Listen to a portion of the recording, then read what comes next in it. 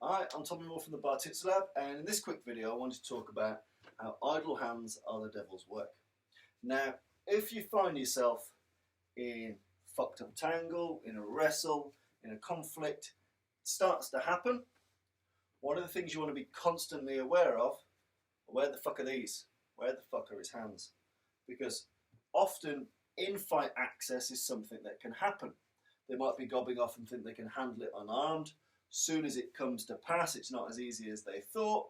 That's where you might get the withdrawing of a screwdriver, Stanley knife, flick knife, whatever the fuck, something to cause you trauma, something that may kill you. So one of the most important things you can think about in these scenarios where the hands are uncertain, if I can't quite track where his hands are, because let's face it, it's a fight, and fights are messy. One of the easiest things you can do is attack a high vulnerability area. So if we find ourselves in this fight and there are blows and there is grappling and there's all this stuff, soon as I put my fingers to his eyes, even if I'm not truly gouging, his hands will instinctively come up to grab my wrists or to grab my arm to defend his eyes. So hands that could have been thinking about pulling a blade are now suddenly stopping yourself being blinded. So you find yourself in this situation, the fingers on or around the eyes demand attention. They demand at least one hand find its way to where I know where it is. So this is where incidentally you get a lot of things talking about wrist grabs. No one really grabs your wrist, but if I grab your eyes, you grab my wrist. And then I can do other shit. Yeah? I grab your eyes, you grab my wrist. It's a pretty standard formula. If I want to know where your hands are, and I can't find them, or I can't track them, or I can't monitor them, control of the hands is important. If I can get underhooks and I can shuck up both of your arms, I prevent you getting things out of your waistband access. And so if I can get decent underhooks, I can prevent some degree of access to where you likely keep weapons. If I can get an arm drag, I can likely turn and similarly prevent you from accessing your weapons. But if both of those options are unavailable to me mid-fracas and I don't know where the hands are, and the hands that are going to deliver weapons are risk to me, I place the fingers anywhere in or around the eyes, and at least one hand, if not both hands, will come up to greet me. So then I know where both are, and then I can make an informed decision as to what I do next. If I saw he was overtly going for a weapon, you might put these in to get his hands away from that weapon, and then you hit with something percussive.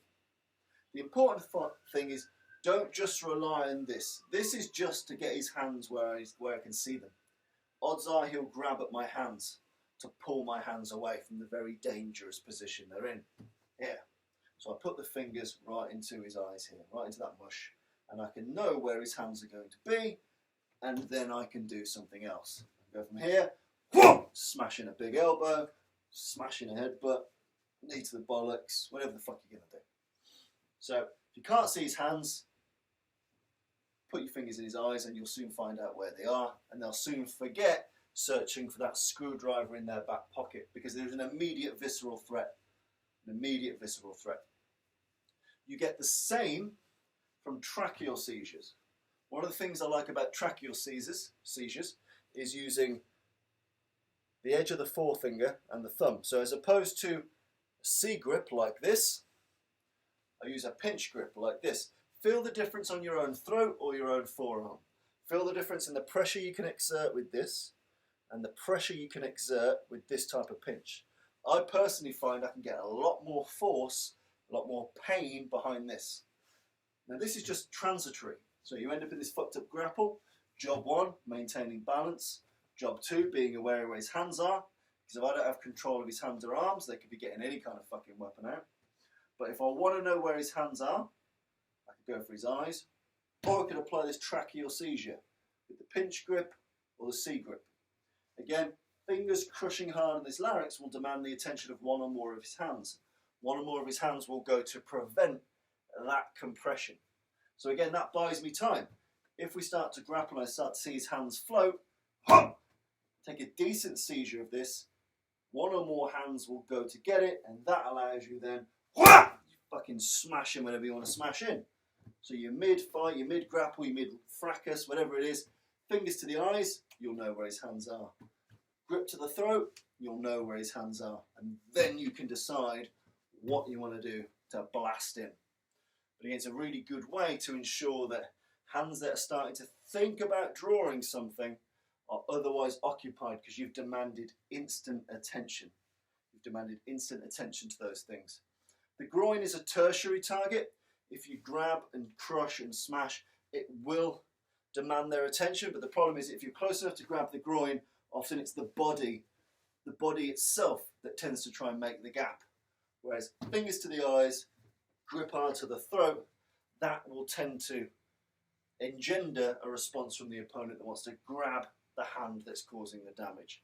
And that allows me a little bit of extra time to see, to decide, to make sure he's not drawing something and firing something of your own. So if you ever need to demand the attention of both hands, because unseen hands are dangerous, fingers to the eyes, visceral grip to the throat, you'll find out where those hands are and then decide. Nice, simple things to do. And make sure that you develop a really good grip, no matter what art you're doing. Striking art, grappling art, weapon art, doesn't matter. Your grip's very important. That grip strength is important if we're striking and then I'm gripping and ripping. I need this to be very good. I need strength in the fingers. If we're grappling, I need to be able to pull on clothes. I need to be able to pull on limbs. I need to be able to be very, very, very certain that my grip will hold. So again, grip work is always useful. If you're using sticks, if you're using knives, your ability to grip with strength. If you're doing firearms, your ability to not have that firearm taken off you is, yes, of course, body mechanics and position and technique, but don't have a flimsy, shitty grip. Work on isometric, squeezing towels, use gorilla grips, whatever you've got, work on that grip because it's very, very important.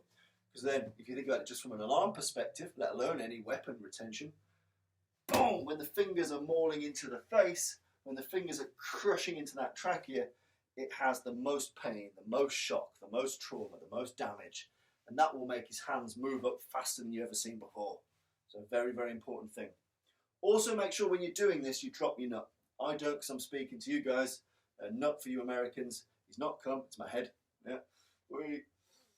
When I go for the eyes, I'm dropping my head down just a little bit because for most people, the instinctive reaction is to grab at the offending attack. But for some, the reaction is just a big fucking shot. So if I drop my head and make sure that my brain is harder to shake, that my throat is harder to slash, that everything's just more difficult for him. So if we're in this tussle, if I go for the eyes, I still dip the head. Boom! Like so. If I go to the throat, I still dip the head somewhat. Boom! For most people, they'll grab at the arm, but for the few that don't, I've made myself a bit safer. And then this and this will be causing so much trauma, so much damage, it will warrant his attention to get off. And that's what I want. I wanted to know where his hands were. I wanted to stop his hands doing the devil's work so that you can make an informed choice as to what you do next. Hopefully you found that useful. Cheers.